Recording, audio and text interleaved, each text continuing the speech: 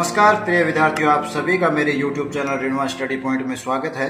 आज के इस वीडियो में कक्षा 10 के गणित विषय की प्रश्नावली 2 विविध प्रश्नमाला का पार्ट 3 को हल करना सीखेंगे।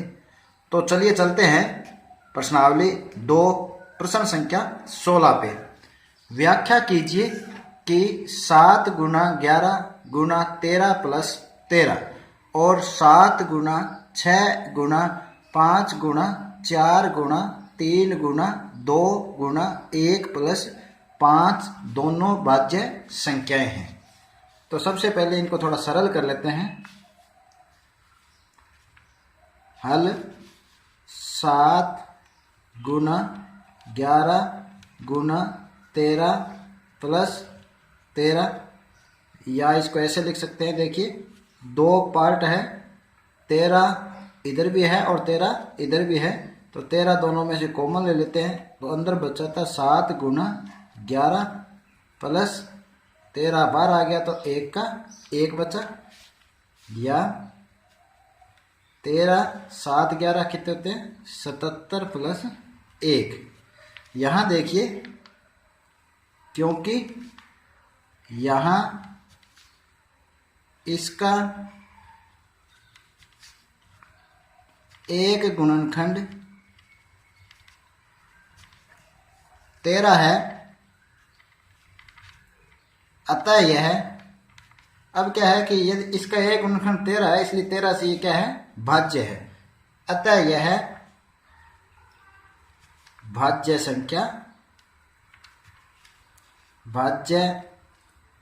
संख्या है।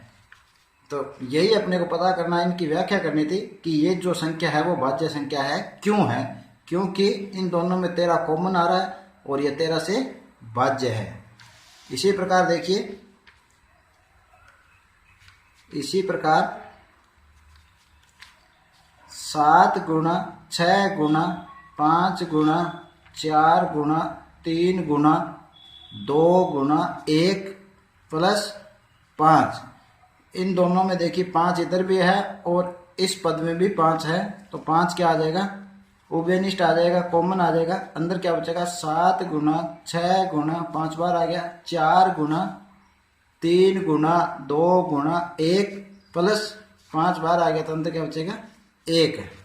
तो यहाँ भी देखिए 5 इसका क्या है एक गुणनखंड है, यहाँ भी क्योंकि यहाँ भी एक गुणनखंड जो उभयनिष्ठ है वो कौन सा है 5 है, अतः यह भाज्य संख्या है, अतः यह भाज्य संख्या है। इस तरह से इसको हल करना है। चलिए नेक्स्ट क्वेश्चन पे। यदि दो संख्या 306 और 657 का और 657 का में से 9 है, तो इसका लघुत्तम समावर्तक या एलसीएम ज्ञात कीजिए। तो हल करेंगे इसे।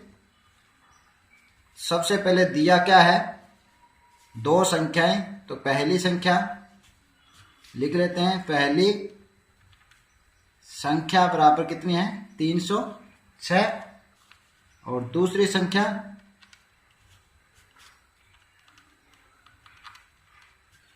बराबर 657।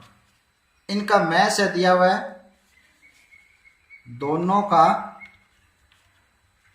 महत्तम समावर्तक या HCF ये कितना है 9। ज्ञात क्या करना है लघुत्तम समावर्तक या LCM ज्ञात करना है, क्योंकि हम जानते हैं कि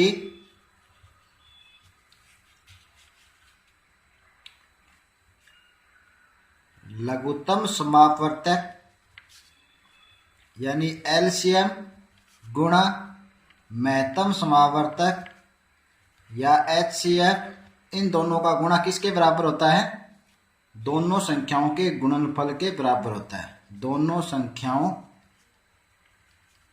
के गुणनफल के बराबर होता है। तो इसमें मान रख देते हैं, या लैस क्या है,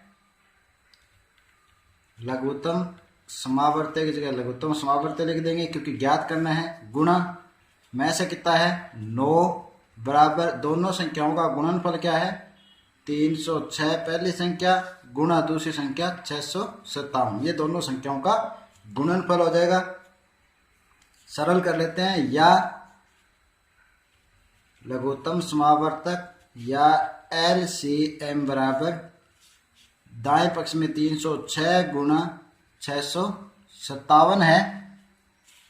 अब यहाँ पे देखिए ये 9 यहाँ गुणा में है, इधर आते क्या हो जाएगा 9 भाग में हो जाएगा। तो अब इस 9 का भाग दे लेते हैं, देखते हैं इसमें जा रहा है 6 और 3 9 अंकों का योग 9 है, इसका मतलब ये इससे कट जाएगा। 9 एकम 9, 9 तिया 27, 3 बच गए 36, 9 चौके 36, या लैस है बराबर ऊपर कितने रहेगा 34 गुना 657, या लैस है ज्ञात कर लेते हैं, या रफ में गुना करके इस तरह से आप गुणा करके इसको लिख सकते हो। 4 साते 28, 2 4 5 20, 2 22, 2 4 6 24 और 2 26, 3 7 21, 2 3 5 15 और 2 17, 1 3 6 18 और 1 19, 8 3 3 2 2। अतः या लैस है LCM बराबर 22,338। तो इन दोनों संख्याओं का लैस है ये आ जाएगा। अतः लिख दीजिए, अतः 306 और 657 का लैस है या LCM बराबर 22,338, ये आंसर हो जाएगा। चलिए नेक्स्ट क्वेश्चन पे, सिद्ध कीजिए कि 5√2 एक अपरिमेय संख्या है। तो इसे हल करने के लिए मानेंगे कि माना 5√2 एक परिमेय संख्या है, इसका अपोजिट मानना है माना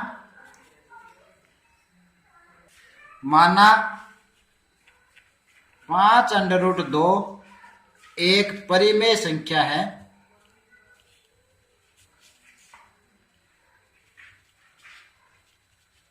तो यहां इस 5√2 को परिमेय संख्या के रूप में लिख देते हैं। 5√2 बराबर a/b। यहां a और b पूर्णांक संख्याएं हैं और b का मान 0 के बराबर नहीं है, क्योंकि परिमेय संख्या में परिमेय संख्या को a/b के रूप में लिखा जाता है और b का मान 0 नहीं होता है। तो इसे सरल कर लेते हैं, या √2 यहां रखेंगे बराबर a/b। ये 5 को इस तरफ आएगा तो यहां गुणा है, तो दाएं पक्ष में आते ही क्या हो जाएगा ये भाग में, या √2 बराबर a/5b। इसे समीकरण नंबर 1 नाम दे देते हैं। यहां देखिए समीकरण 1 के दाएं भाग में a, b और 5 तीनों ही पूर्णांक, क्योंकि हम जानते हैं कि किन्हीं दो पूर्णांकों का भागफल एक परिमेय संख्या होती है। एक परिमेय संख्या होती है। अतः समीकरण 1 के दाएं पक्ष में a/5b एक परिमेय संख्या है। a/5 भी एक परिमेय संख्या है। तो यहां देखिए जो समीकरण दाएं एक है उसके दाएं पक्ष में ये परिमेय संख्या √2 भी एक परिमेय संख्या होनी चाहिए। तो इस प्रकार √2 भी एक परिमेय संख्या है। परंतु यहां देखिए कि जो √2 है वो हम जानते हैं कि परिमेय संख्या नहीं है, पहले सिद्ध भी कर चुके हैं। तो यह कथन है जो अभी अपने लिखा, ये कथन क्या है? असत्य है और हमारी जो कल्पना थी वो गलत है। परंतु √2 परंतु यह कथन असत्य है। अर्थात क्या मतलब हुआ इसका कि जो आपने माना था कि माना 5 √2 एक परिमेय संख्या है, यह कल्पना हमारी गलत है। अर्थात हमारी कल्पना गलत है।